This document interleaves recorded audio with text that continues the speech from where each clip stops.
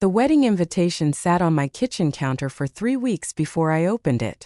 Cream-colored paper, expensive texture, the kind that screamed we made it without saying a word. Sarah and Michael cordially invite you to celebrate their union. Sarah, my ex-wife. Michael, the guy she told me not to worry about. The wedding was in 6 weeks. I stared at that invitation every morning while I made coffee, and every morning I told myself I wouldn't go. But I knew I would. Not because I still loved her. That ship had sailed, sunk, and been forgotten at the bottom of the ocean. I'd go because not going felt like admitting defeat, like saying she won, like proving I was still broken. I worked from home now, freelance graphic design, which meant my biggest social interaction most days was arguing with my laptop when the software crashed. The divorce had been final for 8 months. We'd sold the house, split everything down the middle, signed papers that said we were legally strangers. She'd moved on fast. Engaged 4 months later. I'd moved into a small apartment downtown and learned how to cook for one. The morning after I finally opened the invitation, I had a video call with my biggest client, Chen Industries. They made sustainable packaging, and I'd been doing their design work for 2 years. The pay was good. The work was steady. But I'd never met anyone from the company in person. Everything was emails and Zoom calls with their marketing team. This call was different. The CEO wanted to review the new campaign personally. I set up my laptop in the corner of my apartment that didn't look depressing, made sure there were no dirty dishes in the frame, and waited. When the call connected, I expected some middle-aged man in a suit. Instead, I got Natalie Chun. Early 30s, dark hair pulled back in a neat ponytail, sharp eyes that looked like they could see through computer screens. She wore a simple black blazer and spoke with the kind of calm authority that made you sit up straighter without realizing it. David, hi. Thanks for making time. Her voice was warm but professional. Of course. Happy to. We went through the designs. She asked good questions, understood what I was doing, didn't try to micromanage. 20 minutes in, I started to relax. Then she said something that wasn't on the agenda. I've been reviewing your work over the past 2 years. It's consistently excellent, but there's something different about the recent projects. More emotion. More depth. I wanted to acknowledge that. I didn't know what to say. Most clients either loved the work or wanted changes. They didn't talk about emotion. Thank you. I've been trying to push myself creatively. She nodded. It shows. We're planning to expand our brand presence significantly next year. I'd like to discuss bringing you on as our primary creative consultant. It would mean more work, better pay, and occasional in-person meetings. Would that interest you? Would it interest me? I've been scraping by on freelance projects for months. This was the kind of opportunity that could actually stabilize my life. Yes, absolutely. Good. We're hosting a brand launch event in 4 weeks. I'd like you there to see the work in context, meet the team. Is that feasible? 4 weeks. 2 weeks before Sarah's wedding. Yes, I can make that work. Excellent. I'll have my assistant send details. She paused, and something shifted in her expression. Less CEO, more human. And David, for what it's worth, whatever you're working through that's adding that depth to your work, I hope you're taking care of yourself through it. The call ended before I could respond, and I sat there staring at the blank screen, wondering how she'd known. How she'd seen through pixels and design files to the mess underneath. 2 days later, the event details came through. Black tie. Downtown hotel. +1 encouraged. I didn't have a +1. Hadn't had one in 8 months. The same day my sister called. Did you get Sarah's invitation? Emma never beat around the bush. Yeah. Are you going? I don't know. Liar. You're going. You've already decided. The question is whether you're going alone or taking someone. I don't have someone to take, Em. Then find someone. I'm serious, David. Don't walk into that wedding alone. Don't give her the satisfaction. It's not about satisfaction. It's about closure. It's about pride. And there's nothing wrong with that. Just don't be stupid about it. She hung up before I could argue. That night I couldn't sleep. I kept thinking about the wedding. About walking in alone while Sarah stood there with Michael. Proving she'd moved on, upgraded, found someone better. about everyone watching me, wondering if I was okay, pitying me. The next morning I did something impulsive. I emailed Natalie Chun. Professional, casual, probably stupid. Miss Chun, regarding the brand launch event, I notice it's +1 encouraged. Would it be appropriate to ask if you'd already planned to attend with someone, or if you'd consider going together? Purely professional networking opportunity. No pressure either way. I sent it before I could overthink it. Spent the next 3 hours regretting it. Her response came that afternoon. David, I appreciate the direct approach. I had planned to attend solo and focus on work. However, your suggestion has merit from a networking perspective. Let's consider it a working event, where we can discuss the upcoming projects in a more relaxed setting. Does that work for you? It wasn't a yes. It wasn't a no. It was the most carefully worded professional maybe I'd ever received. I responded, that works perfectly. Thank you. 3 weeks until the event. 5 weeks until the wedding. I bought a suit I couldn't afford and tried not to think about what I was doing. The night of the brand launch, I met Natalie at the hotel lobby. I'd seen her on video calls, but in person she was different. Taller than I expected. She wore a dark blue dress, elegant but not flashy, and moved through the crowd like she owned the space without needing to prove it. David. She extended her hand. Her grip was firm. Miss Chun. Natalie, please. We're not on a video call. The event was impressive. Sustainable packaging displays, networking stations, speeches about environmental responsibility. Natalie introduced me to people as our lead creative consultant. Not freelancer. Consultant. Felt good. Halfway through the night, we ended up at the bar together. She ordered whiskey neat. I got the same. You don't have to mirror my drink order, she said, but she was smiling. I'm not. I actually like whiskey. Good. I can't stand people who pretend. We stood there watching the crowd. After a moment, she said, can I ask you something personal?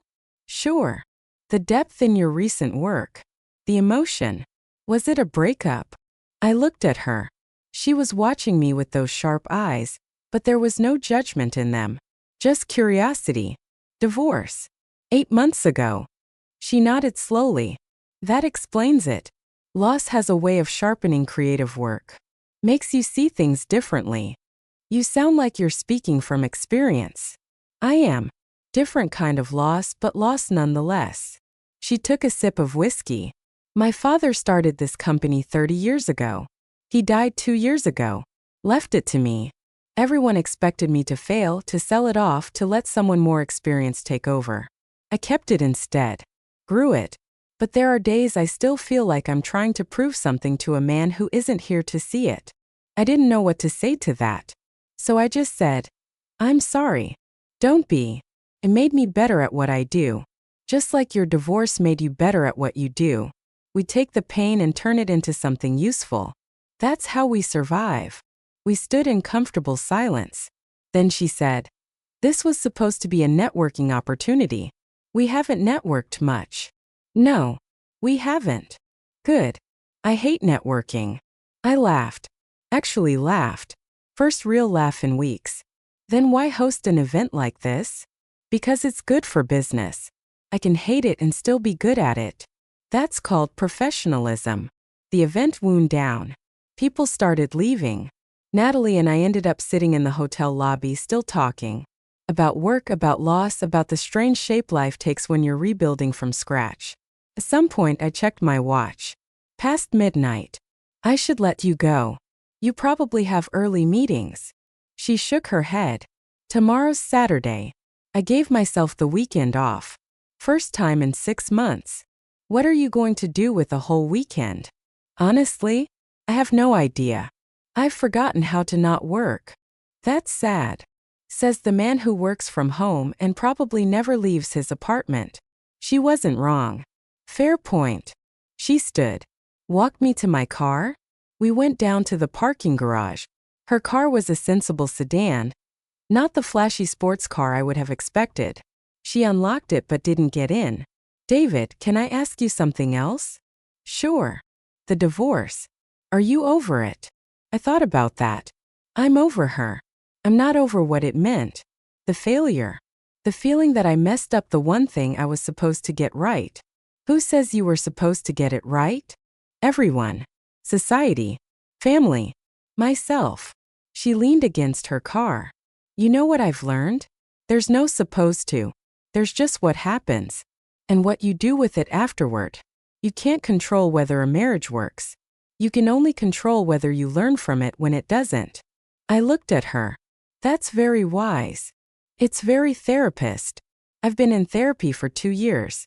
I'm just repeating what I paid good money to hear. We both smiled. Then she said, I have a confession.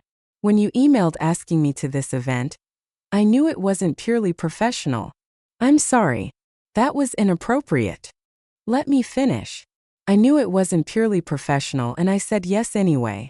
Because I've been watching you on video calls for 2 years, and I've seen you go through something difficult, and I wanted to know if the person who makes beautiful work is also a decent human being in person. And? What's the verdict? Still deciding. But the evidence is promising. She got in her car. Before closing the door, she said, Sarah's wedding is in 2 weeks, isn't it? I froze. How did you know about that? I didn't. But you just confirmed it. You've been distracted in our calls lately. And you have that look people get when they're dreading something they feel obligated to attend. Am I that transparent? Only to people who pay attention. Are you going? I don't know yet. She started the engine. If you do go, don't go alone. And if you need someone who understands professional boundaries, but also knows what it's like to prove something to people who doubt you, you have my number. She drove away before I could process what she just offered. I stood in the parking garage for 10 minutes, trying to figure out if my CEO had just offered to be my date to my ex-wife's wedding. The next morning I called Emma. I think I did something stupid. What now? I told her about Natalie, about the event, about the conversation in the parking garage. Emma was quiet for a long moment. David. Yeah. This woman is your boss. She's my client, not my boss. There's a difference. Not really. Are you seriously considering taking your client to your ex's wedding? She offered. She offered to help you prove a point. That doesn't mean you should let her. Why not? Because you're vulnerable right now. You're looking for a way to save face at this wedding. And she's successful and attractive and available. But she's also the person who pays you. This could blow up in your face professionally. She wasn't wrong. But something in Natalie's eyes last night had been real. Not pity. Not charity. Understanding. What if it's not about proving a point? What if it's just about not going alone? Then go alone, David. Going alone is better than using someone. I hung up feeling worse than before. Spent the weekend working on new designs, trying not to think about weddings or CEOs or the mess I was making of my life. Monday morning, email from Natalie. David, I've been thinking about Friday night. I may have overstepped. My offer was genuine, but I realize it puts you in an awkward position professionally. Please disregard it. Let's keep our relationship focused on work. The new contract details are attached. Professional. Distant. Exactly what it should be. I stared at that email for an hour. Then I replied, Natalie, I appreciate your professionalism. However, I'd like to respectfully decline keeping it purely professional. Not because I want to cross boundaries, but because I think we both know Friday night was more than networking. I'd like to take you to dinner this week. Separate from work. Separate from weddings. Just dinner. If you're interested. I sent it. Immediately regretted it. Spent the next 3 hours convinced I just torpedoed my biggest client relationship. Her response came at 5 p.m. Thursday. 7 p.m. Italian place on 5th Street. I'll meet you there. And David, this is separate from work. Which means I'm paying for my own meal. And you're not allowed to talk about design projects. I smiled at my laptop screen like an idiot. Thursday night.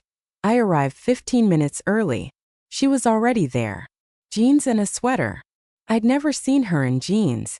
She looked younger, softer, more human. We ordered wine. Talked about everything except work. She told me about growing up in her father's factory, learning business by watching him negotiate with suppliers, About her mother who died when she was 12, leaving her father to raise her alone. About the pressure of carrying a legacy she never asked for. I told her about my marriage. The real story, not the sanitized version. How Sarah and I had met in college, got married too young, grew into different people. How I'd been so focused on building a career that I missed her pulling away. How the divorce wasn't dramatic, just sad. Do you regret it? Natalie asked. The marriage or the divorce? Both. I thought about it. I regret that we hurt each other. I don't regret that it ended. Does that make sense? Perfect sense. We ordered dessert. Split tiramisu. At some point, our hands touched, reaching for the same fork. Neither of us pulled away. Natalie, I need to be honest about something. Okay. I'm not over the divorce in the way I should be. I'm not pining for my ex, but I'm still figuring out who I am without her. And I don't know if I'm ready for whatever this is. She set down her fork. Can I be honest too? Please. I haven't been on a date in 3 years. I've been so focused on the company that I forgot how to have a life outside of work. And sitting here with you, I'm remembering what it feels like to want something for myself instead of for the business. So I'm not ready either. But maybe we don't have to be ready. Maybe we just have to be honest. I can do honest. Good. Then honestly, I want to see you again. Not as client and designer, as people. But I also don't want to rush anything or complicate your life more than it already is. So we take it slow. We see where it goes. No pressure. What about the wedding? She smiled. Still offering. If you want company. If you want to prove to your ex that you're doing fine. If you want backup. I'm there. But only if you actually want me there. Not because you feel obligated. I want you there. Then I'll be there. We left the restaurant and walked through downtown. It was cold, early November, the kind of cold that makes you walk closer together for warmth. She didn't take my hand, but our shoulders touched. Out to her car, she turned to me. David, I need you to understand something. If this, whatever this is, doesn't work out, it doesn't affect our professional relationship. You're talented. I value your work. That doesn't change. And if it does work out? She smiled. Then we figure it out. Together. But let's not get ahead of ourselves. She drove away, and I stood there feeling lighter than I had in months. 10 days until the wedding. 10 days to figure out what I was doing. But for the first time since the divorce, I wasn't doing it alone. The next week moved in a strange rhythm. Natalie and I texted every day. Nothing heavy. Just small things. She'd send photos of terrible coffee from business meetings. I'd send her design sketches I was working on. We had dinner twice more. Once at a quiet Thai place where we argued about whether cilantro was a legitimate herb or a conspiracy. Once at her apartment where she cooked pasta and burned the garlic bread and laughed about it instead of pretending she hadn't. I learned things about her. How she always wore mismatched socks because matching them felt like a waste of time. How she'd wanted to be a teacher before her father got sick, and she had to take over the business. How she still visited his grave every Sunday, and told him about the company's progress even though she didn't believe he could hear her. She learned things about me too. How I'd stopped playing guitar after the divorce because Sarah used to say my music helped her fall asleep. How I had a collection of half-finished novels on my Kindle, because I could never commit to finishing a story. How I still wore my wedding ring for 2 months after the divorce was final because my finger felt naked without it. 5 days before the wedding, we were at a coffee shop when she asked the question I'd been avoiding. Have you told anyone you're bringing me? I stirred my coffee. No. Not even your sister? Especially not my sister. She already thinks this is a bad idea. Natalie leaned back in her chair. Is it? A bad idea. Probably. My ex-wife's wedding isn't exactly the ideal second date. Third. This is our third date. Fourth if you count the brand launch. You're counting. She smiled. I'm detail-oriented. It's why I'm good at my job. I looked at her across the table. She was wearing a gray sweater and had her hair down. She looked tired. I'd learned she always looked tired. Running a company meant 14-hour days and emails at midnight. Natalie, why are you doing this? Really? Doing what? This. You could date anyone. Someone less complicated. Someone who doesn't work for you. Someone who isn't going to their ex's wedding and dragging you along. She was quiet for a moment. Then she said, "My father used to tell me that the best business decisions are the ones that scare you a little. The safe choices are easy, but they don't lead anywhere interesting. I think relationships work the same way. So I'm a scary business decision. You're someone who makes me want to leave work early. I haven't wanted to leave work early in 3 years. That's terrifying." I reached across the table and took her hand. Her fingers were cold. What if this doesn't work? Then it doesn't work. But at least we tried. And at least for a while we made each other's lives a little less lonely. We sat like that, hands linked across the table until our coffee went cold. That night Sarah called. I almost didn't answer. We hadn't spoken since the divorce was finalized. "David, hi. I wasn't sure you'd pick up." "Hi, Sarah. What's up? I wanted to check if you're coming to the wedding. We haven't received your RSVP." "I'm coming." Silence. Then, "Are you bringing anyone?" I could have lied. Made something up. Instead I said, "Yes. A friend." "Oh, that's good. I'm glad you're doing well." She didn't sound glad. She sounded surprised. Maybe a little hurt. I felt a small petty satisfaction at that. "How about you? Everything good with the wedding planning?" "Crazy busy. You know how it is." Or well, you knew. From when we... She trailed off. Awkward silence. "It'll be beautiful," I said because it seemed like the thing to say. "Thanks. Listen, I know this might be weird. Seeing each other. But I want you to know there's no hard feelings on my end. We both moved on. That's healthy." "Right. Healthy. So we're okay? No drama." "No drama, Sarah. I promise." She hung up. I sat there feeling strange. Part of me had wanted her to sound more upset that I was bringing someone. Part of me had wanted her to care more. But she didn't. She'd moved on. Remarried. I was just a checkbox on her wedding planning list.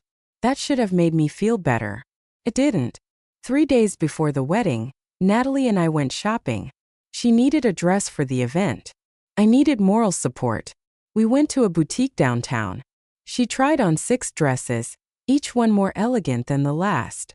The one she chose was deep green, simple cut, the kind of dress that didn't need to announce itself. "What do you think?" she asked, stepping out of the dressing room. I thought she looked stunning. I thought every man at that wedding would wonder who she was. I thought Sarah would hate her on principle. "You look perfect," I said. She studied herself in the mirror. "I don't want to upstage the bride." "That's tacky." "You won't.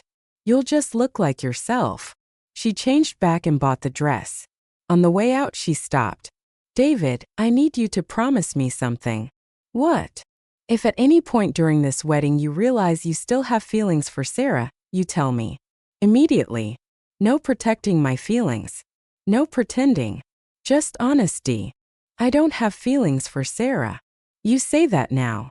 But seeing her get married to someone else might change that. Emotions are unpredictable. I just need to know you'll be honest with me if it happens." I took her hand. "I promise. But Natalie, the only feelings I'm worried about at this wedding are the ones I have for you." She looked up at me. "What feelings?" "The ones that are making me realize this stopped being about proving something to my ex about 2 weeks ago." She didn't say anything. Just squeezed my hand. We walked to her car in silence. Before she got in, she turned to me. "I'm scared." "Of what?" "Of this.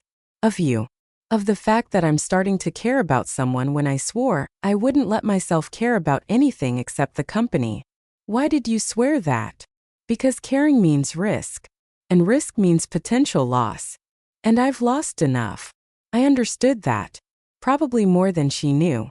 "So what do we do?" She smiled, but it was sad around the edges. "We go to your ex's wedding. We dance. We drink overpriced champagne. We show everyone that you're doing fine. And then we figure out what happens next." Just like that. Just like that. She kissed me. Quick, soft, gone before I could process it. Then she got in her car and drove away, leaving me standing on the sidewalk wondering when exactly I'd fallen for my CEO. The night before the wedding, I couldn't sleep.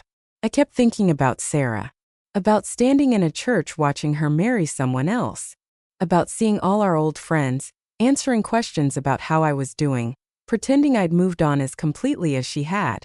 At 2 a.m. my phone buzzed. Text from Natalie. You awake? Yeah.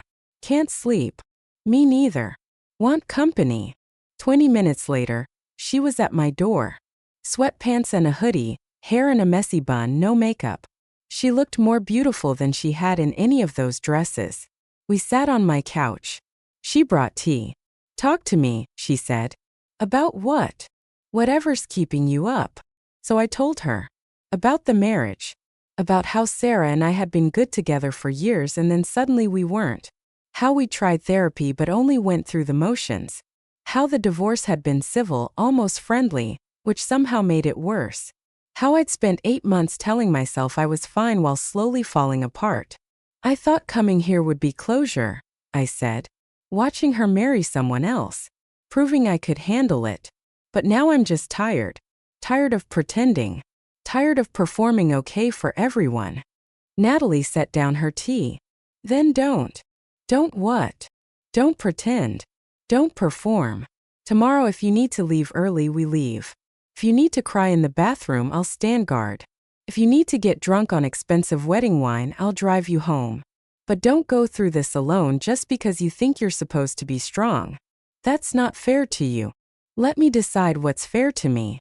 I'm here because I want to be. Not because I pity you. Not because I'm trying to fix you. 'Cause I like you, David. The messy, complicated, still figuring it out version of you. And tomorrow isn't about proving anything to your ex. It's about showing yourself you can survive something hard and come out okay on the other side. I looked at her. This woman who barely knew me, but somehow understood me better than people I'd known for years. How are you so wise at 2 in the morning? Therapy. And insomnia.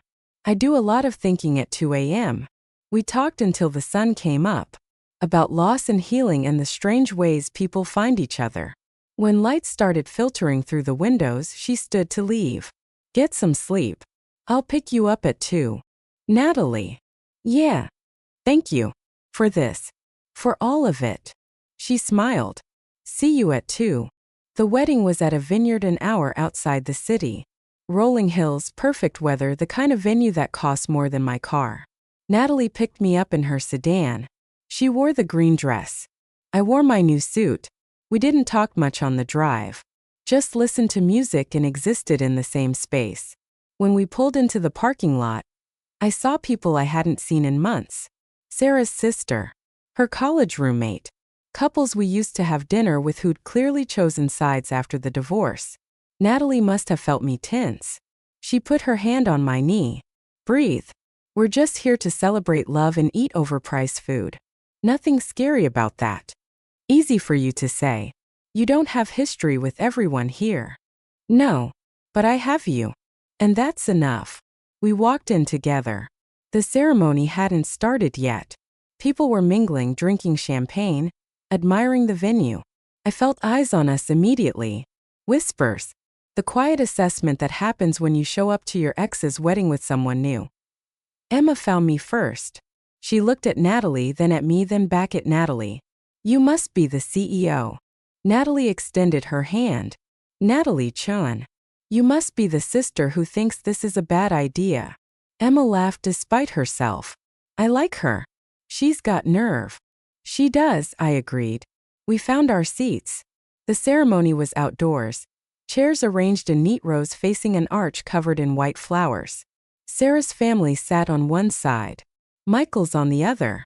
I was somewhere in the middle, which felt appropriate. When Sarah walked down the aisle, I expected to feel something. Pain. Regret. Jealousy. Instead, I just felt quiet. She looked happy. Michael looked nervous. The officiant talked about love and commitment and choosing each other every day. Standard wedding stuff. Beautiful and true and completely disconnected from the reality of marriage, which was dishes and bills and deciding whose turn it was to take out the trash. Natalie reached over and took my hand. I squeezed back. The ceremony ended. Everyone applauded. Sarah and Michael kissed. And I realized I was okay. Not performing okay. Actually okay. The reception was in a barn that had been transformed into something out of a magazine. String lights. Long tables. A band setting up in the corner. We found our table. Couples I vaguely remembered. Polite conversation. The inevitable questions. How have you been? Fine. Working a lot. Freelance design. And who's this? Natalie. She runs a sustainable packaging company. We met through work. Simplified. Sanitized. Easier than explaining the truth. Dinner was served. Salmon or chicken? I picked salmon. Natalie picked chicken. We shared. At some point between the salad and the main course, Sarah's maid of honor gave a speech. Funny stories. Inside jokes. How Sarah and Michael were perfect for each other. How they'd found their person. I felt Natalie's hand on my knee under the table, grounding me. Then Michael's best man spoke. More jokes. More perfection. More evidence that Sarah had moved on to something better. When the speeches ended, the band started playing. Couples moved to the dance floor. Natalie leaned close. Do you want to get some air? We walked outside. The sun was setting, painting the vineyard gold and orange. We found a bench away from the reception. Sat in silence. You doing okay? She asked. Yeah. Surprisingly, yeah. Good. Because I have to admit something. What? I'm having a terrible time. I looked at her surprised. Why? Because everyone keeps assuming I'm your rebound. Your consolation prize. The woman you brought to prove you've moved on. And maybe that's what I am. But sitting in there, watching you watch your ex get married, I realized I don't want to be a consolation prize. I want to be a choice. Natalie. Let me finish. I know this started as you needing a date. I know the timing is complicated. But I need to know, David, is this real for you? Or am I just helping you get through a hard day? I turned to face her fully. You think I'd let just anyone meet my sister? Bring them to my ex's wedding? Spend every night this week talking until sunrise? Natalie, you stopped being a convenient plus one about 3 dates ago. This is real. Maybe it's too soon. Maybe it's complicated. But it's real. She searched my face, looking for lies, for doubt. She wouldn't find any. Okay, she said finally. Okay. We sat there as the music drifted out from the barn. After a while, she said, we should probably go back in. People will talk. Let them talk. David. I'm serious. I spent 8 months caring what people thought. What Sarah thought. What our friends thought. I'm tired of it. If I want to sit out here with you instead of dancing at my ex's wedding, that's what I'm doing. She smiled. You're kind of stubborn when you want to be. You're just figuring that out now? We stayed outside until the sun finished setting. Then we went back in, not because we cared about appearances, but because we were cold and the barn had heaters. The reception was in full swing. Drunk dancing. Champagne toasts. Sarah and Michael cutting the cake. Normal wedding chaos. Natalie and I stood at the edge of the dance floor. Dance with me, she said. Here? Now. Why not? So we danced. Slow song. Her head on my shoulder. My hand on her waist. We swayed more than danced. Around us, other couples did the same. At some point, I saw Sarah watching us from across the room. Our eyes met. She smiled. Small. Almost sad. I smiled back. No hard feelings. No regrets. Just 2 people who tried and failed and were okay anyway. When the song ended, Natalie pulled back. I need to tell you something. Okay. I'm falling for you. I know it's too soon. I know we're supposed to take it slow. But I'm falling for you. And I need you to know that before this goes any further. Because if you're not falling too, I need to know now. Before I'm in too deep to climb back out. I looked at this woman who'd shown up when I needed her. Who'd sat with me at 2 a.m. Who'd held my hand through my ex's wedding. Who'd been honest when honesty was hard. I'm already in too deep, I said. So if you're looking for an exit, you're too late. She kissed me. Right there on the dance floor. Not quick this time. Not soft. Real and deep and certain. When we broke apart, people were staring. I didn't care. Neither did she. We left the reception an hour later. Said goodbye to Emma, who hugged Natalie and whispered something I couldn't hear. Drove back to the city with the windows down and music playing. In my apartment, she came inside. We sat on the couch, exhausted but awake. That was the strangest day of my life, I said. Strange good or strange bad? Strange good. I thought I'd spend today mourning what I lost. Instead, I spent it realizing what I found. She curled into my side. What did you find? Someone who sees me. Not the version I pretend to be. The actual me. Messy and uncertain and still figuring it out. I like that version, she said quietly. Good. Because he's not going anywhere. We fell asleep like that. On the couch, her head on my chest, my arm around her shoulders. When I woke up, early morning light was coming through the windows. Natalie was still asleep. I watched her for a minute. This person who'd walked into my life at exactly the wrong time and somehow made it the right time. My phone buzzed. Text from Emma. She's good for you. Don't screw it up. I smiled and set the phone down. For the first time in 8 months, I wasn't thinking about what I'd lost. I was thinking about what I'd found, and what I was going to do to keep it. The week after the wedding felt different. Lighter somehow. Like I'd been carrying weight I didn't realize was there until it was gone. Natalie and I fell into a rhythm. She'd come over after work, sometimes at 7, sometimes at 9, depending on how her day went. We'd cook together or order takeout. Talk about everything and nothing. She told me about the stress of the merger she was negotiating. I told her about the novel I was trying to finish reading. Normal things. The kind of things couples do when they're not performing for anyone. Thursday night, we were making stir-fry in my small kitchen when she said something that changed everything. I need to go to Singapore next month. 2 weeks. Maybe 3. I stopped chopping vegetables. For work. We're opening a new facility. I have to be there for the launch, meet with local partners, set everything up. It's been planned for 6 months. That's a long time. She turned off the stove. I know. And I know we're just starting this. I know 2 weeks apart is a lot when we've only been together for a month. But I can't cancel. This is important for the company. I'm not asking you to cancel. But you're upset. I set down the knife. I'm not upset. I'm just processing. 2 weeks is a long time. I could ask you to come with me. To Singapore? You work remotely. You could work from there just as easily as here. We'd be busy during the days, but we'd have evenings.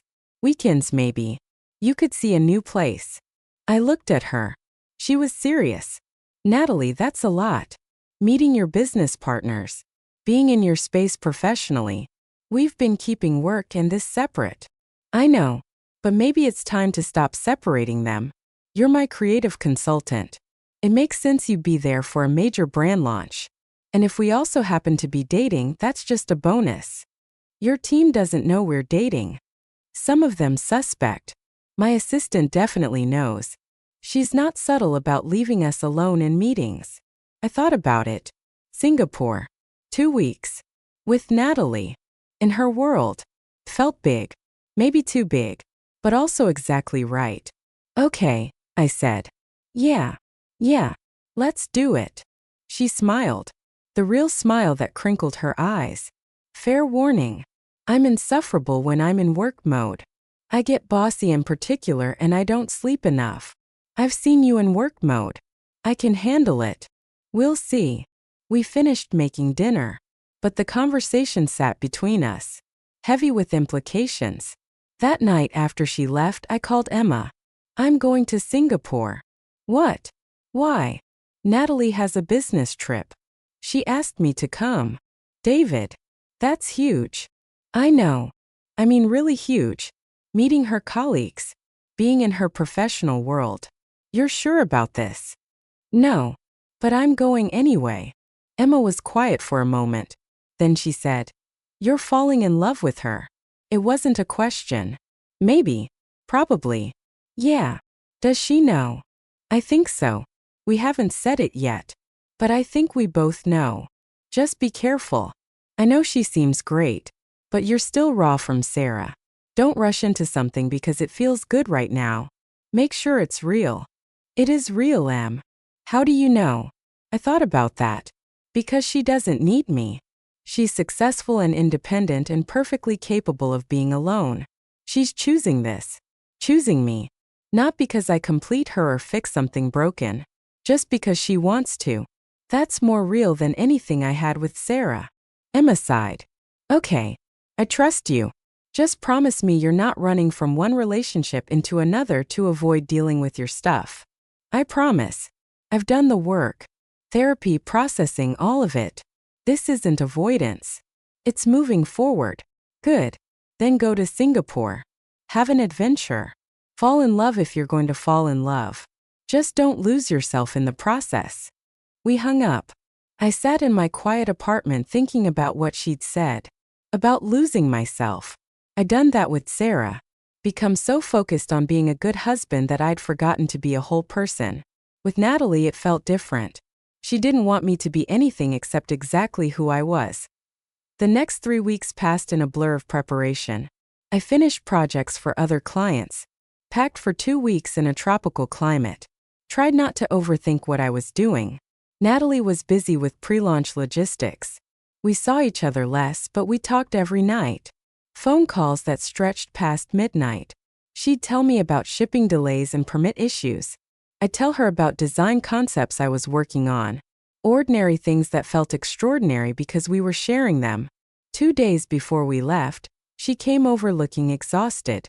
I almost canceled the whole trip today, she said, collapsing on my couch. Why? Because it's too much. Too many moving pieces. Too many things that could go wrong. And I'm bringing you, which adds a whole other layer of complexity because if this doesn't work, if we crash and burn in Singapore, it affects our professional relationship and the launch and everything. I sat next to her. Do you want me not to come? No. Yes. I don't know. I want you there. But I'm scared of what it means. What does it mean? She looked at me. It means I'm letting you into every part of my life. Not just the personal stuff. The professional stuff too. The part I've always kept separate from relationships because it was safer. And if you see that part of me and decide it's too much, if you realize I'm actually just a workaholic who cares more about packaging than people, then what? Then you'd be wrong about what I'd realize. How do you know? Because I've already seen you in work mode. I've watched you on video calls ripping apart marketing proposals. I've seen the emails you send at midnight. I know who you are professionally, Natalie. And I'm still here. Still want to be here. She leaned her head on my shoulder. What if you hate Singapore? Then we'll know. But we have to try. Otherwise, we're just two people too scared to actually be together. When did you get so brave? I'm not brave. I'm terrified. I'm just more scared of losing you than I am of taking a risk. She kissed me. Soft and slow. When she pulled back, she said, Okay. No more second guessing. We're doing this. We're doing this. The flight to Singapore was 17 hours. We flew business class, which Natalie insisted on because the company was paying and she refused to be cramped for that long. I'd never flown business class before. The seats reclined into beds. They brought real food. It felt surreal. Halfway through the flight, we were both awake. Most people were sleeping. The cabin was dark except for reading lights scattered here and there. Can I ask you something? Natalie said. Always. What do you want? Long term. Not with me necessarily. Just in life. I thought about that. I want to make things that matter. Not just designs that sell products. Things that actually mean something to people. And I want to share my life with someone who gets that. Who has their own things that matter and doesn't expect me to give up mine. That's it. That's everything. She nodded slowly. I want to build something that lasts. Something bigger than me. And I want someone who understands that my work isn't competition for my affection. It's part of who I am. I want both. Career and relationship. I don't want to have to choose. You shouldn't have to choose. But people always make you choose. Every relationship I've had, they've asked me to scale back. Work less. Be more available. Make them the priority. And I've tried. But I end up resenting them and myself. I'm not asking you to scale back. Not yet. But you will. Eventually. When I miss important things because of work. When I'm distracted during dinner because I'm thinking about a problem at the factory. When I choose a business trip over a weekend away. You'll get tired of it. I took her hand. Natalie, I'm a freelancer who works from home. I take calls in my pajamas. My idea of a successful day is finishing a project and eating something that isn't cereal. I'm not exactly high maintenance. You think I can't handle you being busy. It's different when you're living it. When we're actually together and you realize how much space the company takes up in my life. Then we'll figure it out. Together. But you don't get to preemptively decide I'm going to leave. That's not fair. She was quiet for a long time. Then she said, my last relationship ended because of the company. He said I was married to my work. That there was no room for him. And he wasn't wrong. I had a choice and I chose the company. I've always chosen the company.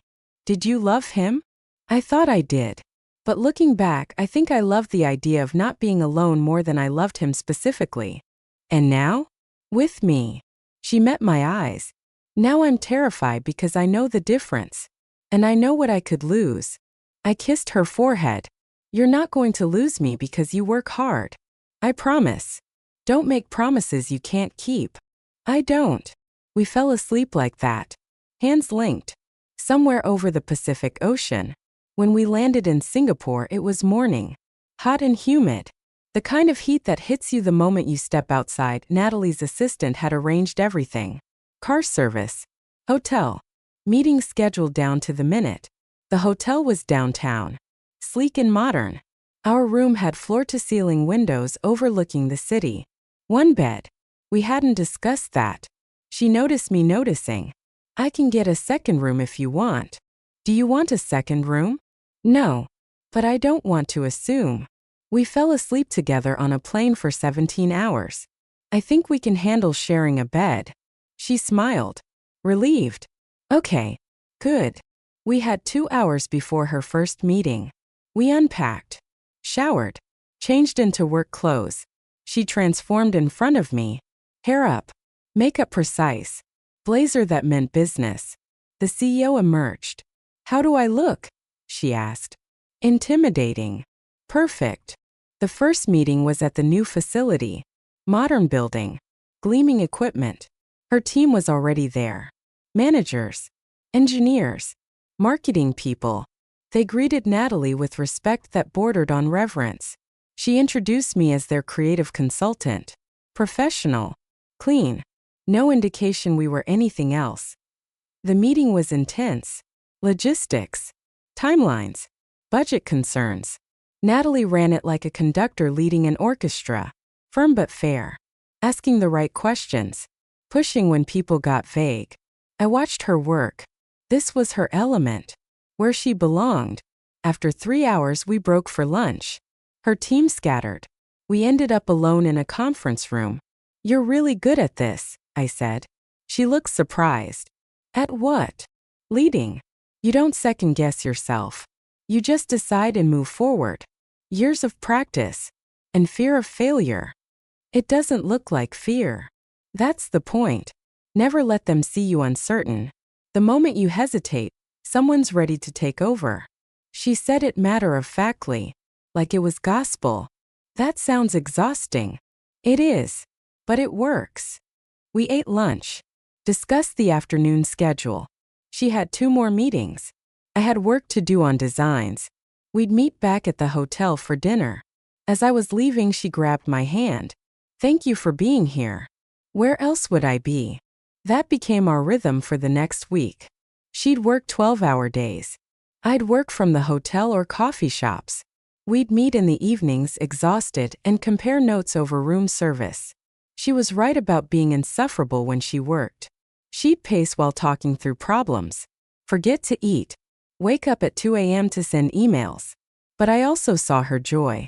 The satisfaction when a problem got solved. The pride when her team exceeded expectations. The way she lit up talking about sustainability and innovation. One night, after a particularly long day, we were sitting on the hotel room floor eating noodles from takeout containers. I'm sorry, she said suddenly. For what? For being absent. Even when I'm here. My mind is always half on work. I know. It's okay. It's not okay. You came all this way and I'm barely present. I set down my food. Natalie, I didn't come here expecting you to entertain me.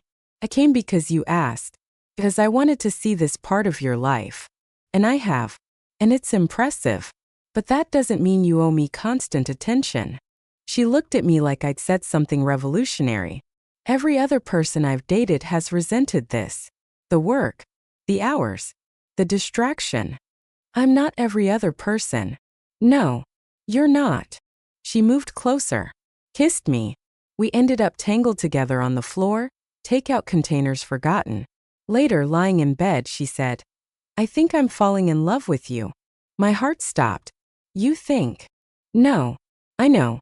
I'm falling in love with you. And it's terrifying and inconvenient and probably too soon. But it's true. I pulled her closer. It's not too soon. And I'm falling too.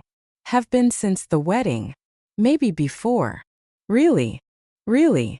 She was quiet for a moment. Then she said, I don't know how to do this. Balance work and relationship. I've never managed it before. Then we'll figure it out together. Make new rules. Try things. Fail sometimes. But together. You make it sound simple. It's not simple. But it's worth it. The second week in Singapore was different. Natalie had learned to delegate more. Leave the office at reasonable hours. We actually explored the city. Hawker centers. Gardens by the bay. Walking through neighborhoods as the sun set.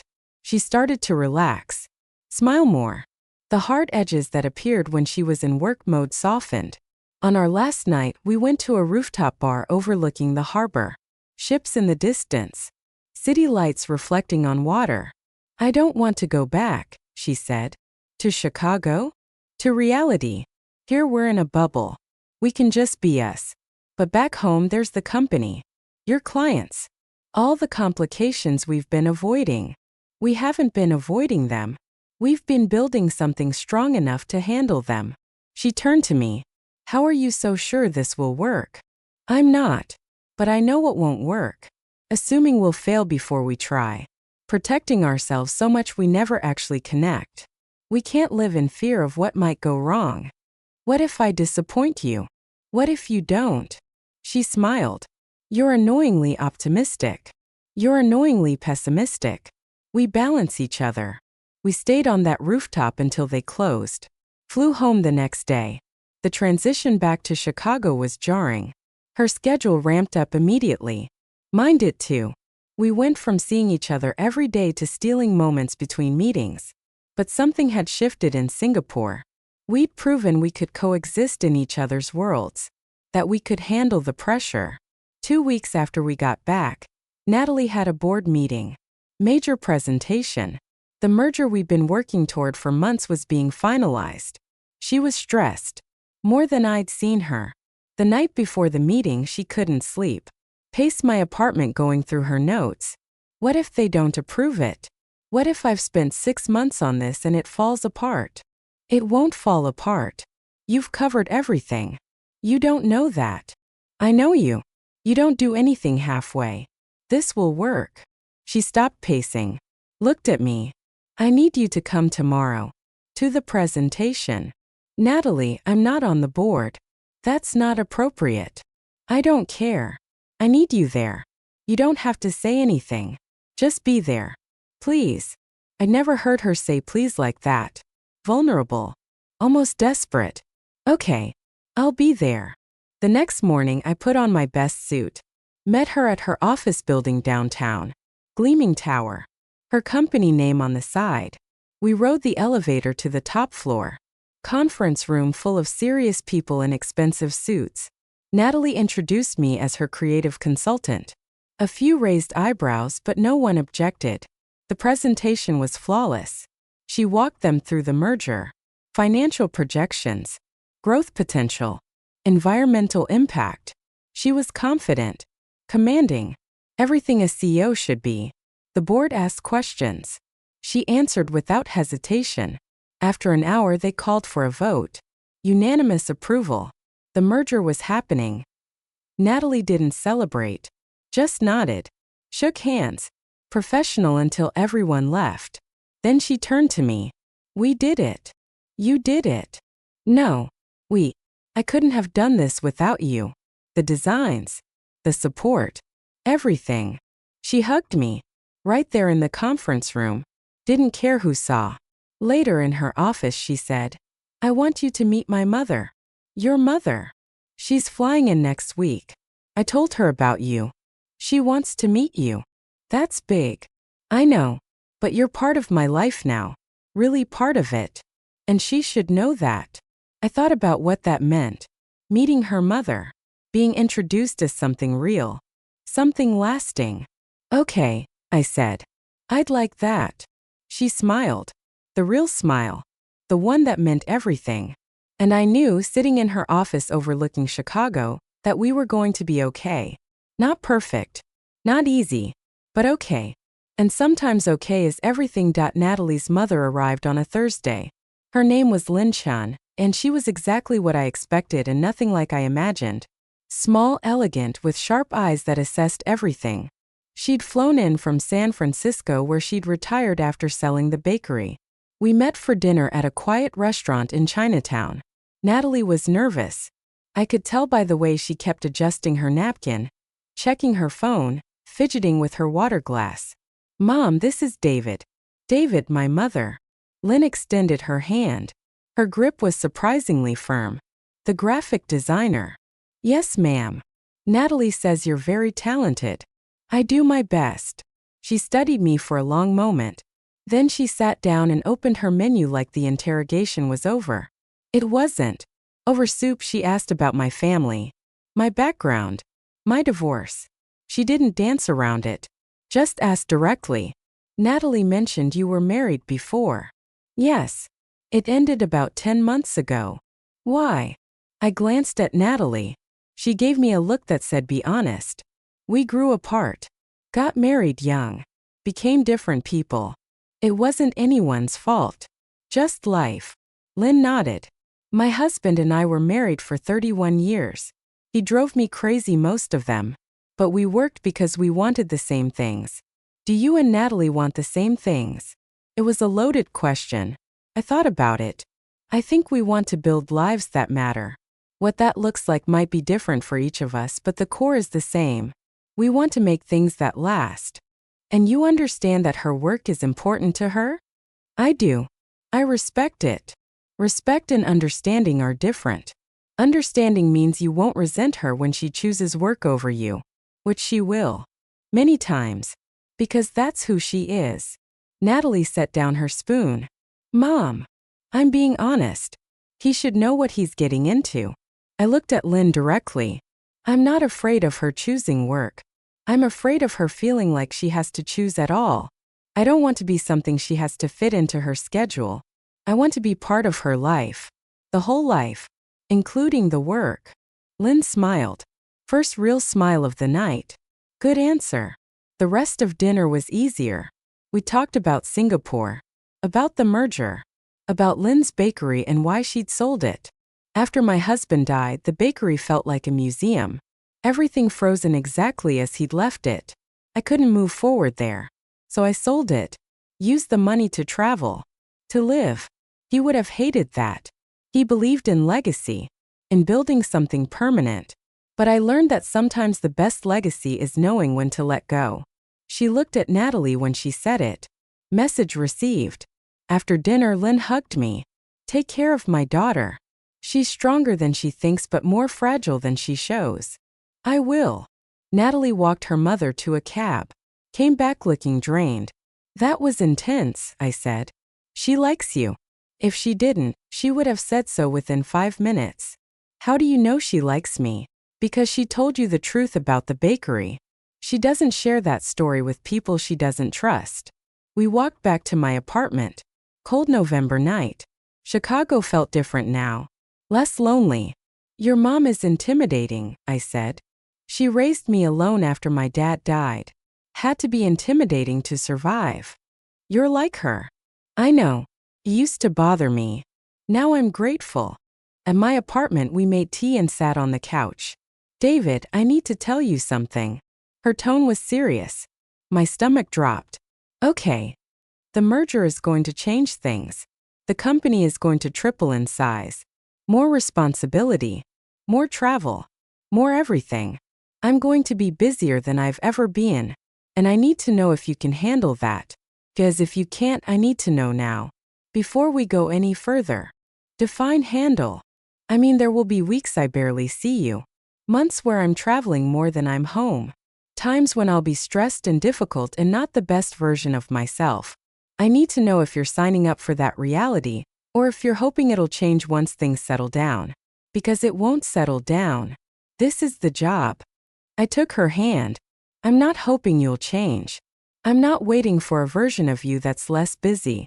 I see who you are now, who you're going to be. And I want all of it. The busy weeks, the travel, the stress, because that's the package. And the package includes someone brilliant and driven and passionate about what she does. I'm not giving that up because it's inconvenient. She looked at me with something like wonder. How are you real? I ask myself the same thing about you.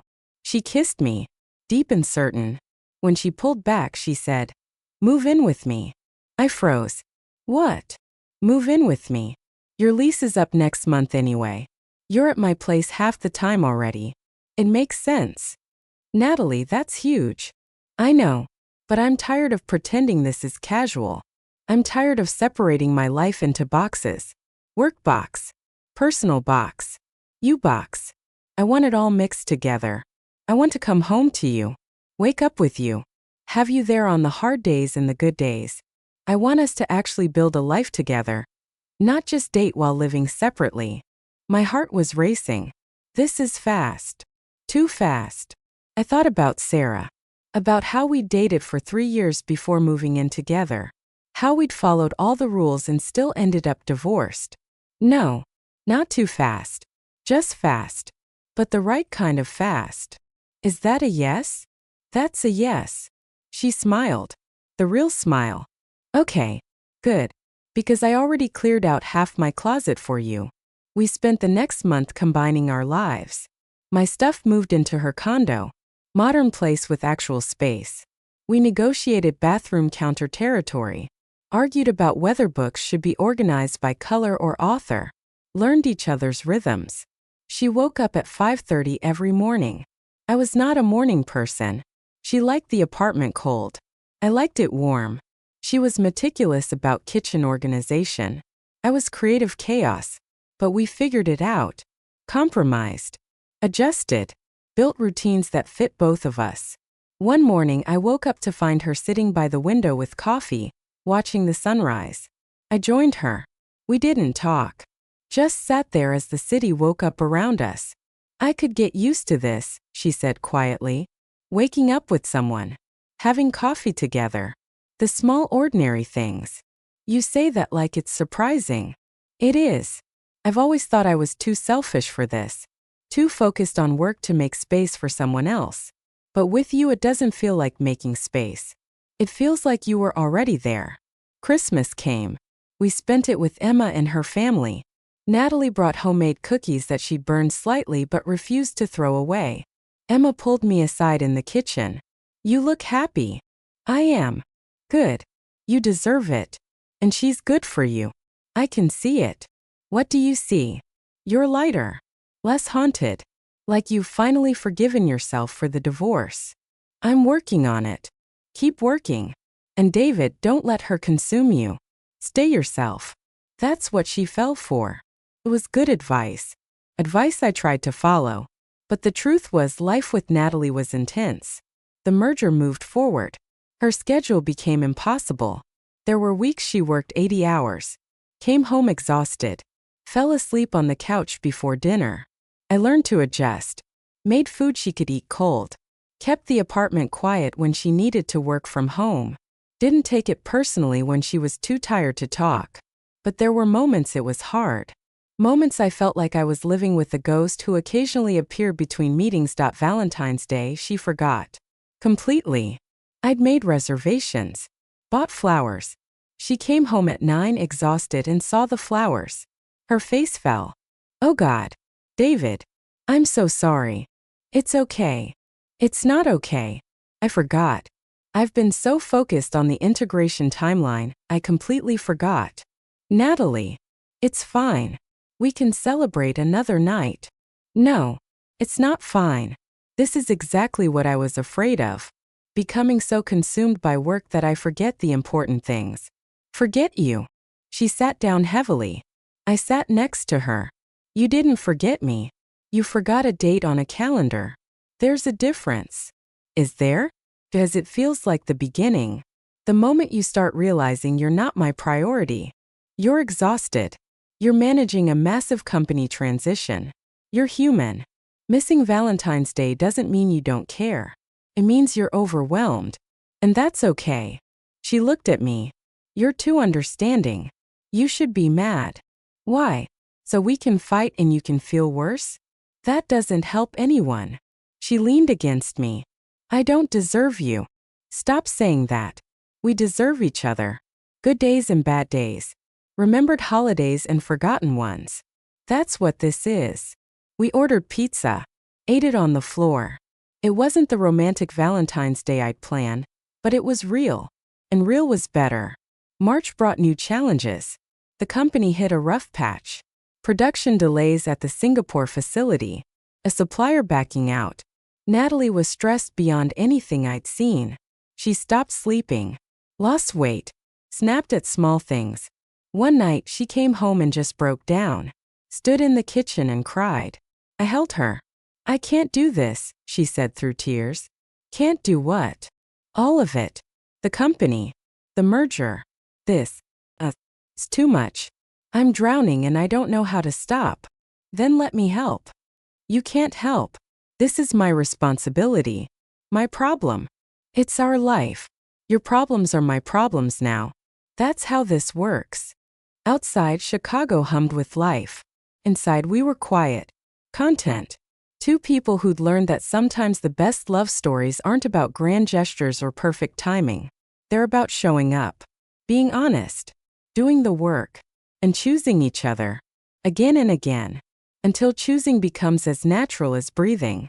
The key sat on my nightstand. A reminder of where we'd been. Where we were going.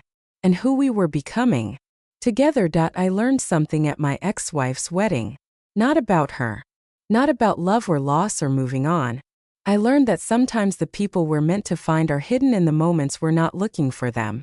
Natalie wasn't supposed to be at that wedding. I wasn't supposed to fall for my CEO. But life doesn't follow the script we write. It follows the one we're brave enough to live.